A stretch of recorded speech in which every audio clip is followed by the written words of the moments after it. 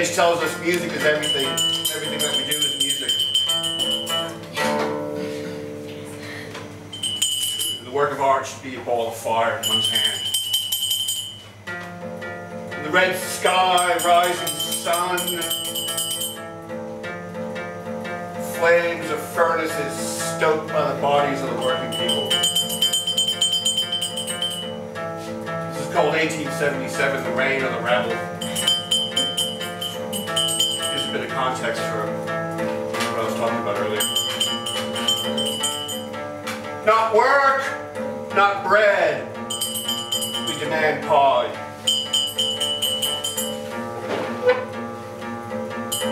When 1873, the Long Depression, the first international crisis, ending with a scrabble for Africa. 1877, cold field, beating heart, second industrial revolution, Pennsylvania.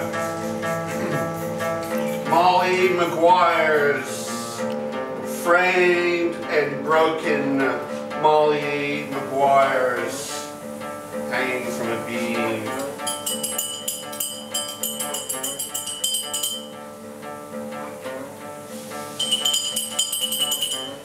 The slave owners would use the poor Irish to clear swamps to do dangerous work. If a slave died, they were out $50. And a miner wrote,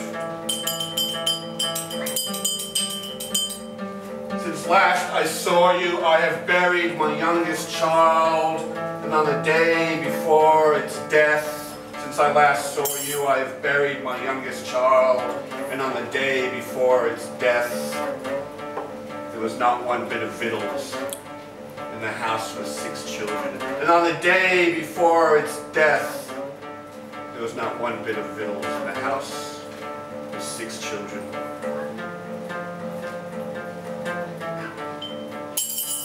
The St. Louis Working Man's Party, Exiles of 48, marched 500 members across the river. And the Marxist Working Man's Party, Exiles of 48, marched 500 members across the Mississippi in solidarity. 1,000 workers, 1,000 strikers. What the yellow press at the time called men dominated by the devilish spirit of communism. The St. Louis Working Man's Party, the spirit of devilish communism, the communist spirit of devilry, extending to demands for a better life. And they took control of the city.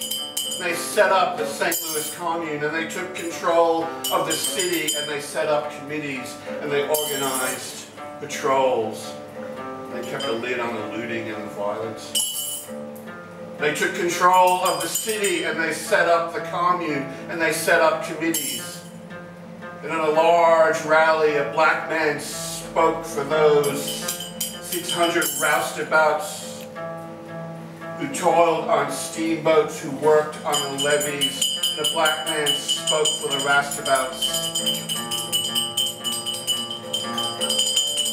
And they took command of the city, and they set up a commune. "Will you stand with us, regardless of color?" And the crowd shouted back, "We will."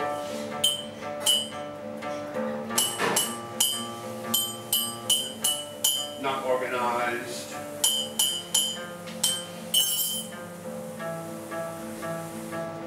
Naive. The people controlled the city, unsure, underestimating the hatred of their opponents. Naive, unorganized, unwilling, not daring to believe that 3,000 battle-hardened soldiers from the Civil War, from the Indian Wars, and 5,000 deputized militia would descend, guns blazing, onto the St. Louis Commune.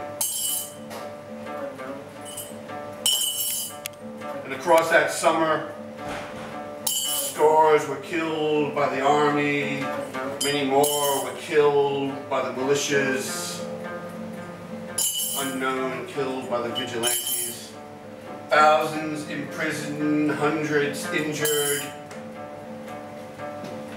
myriads thrust deeper and deeper into the depths of poverty, unable to withstand the weight of state and capital.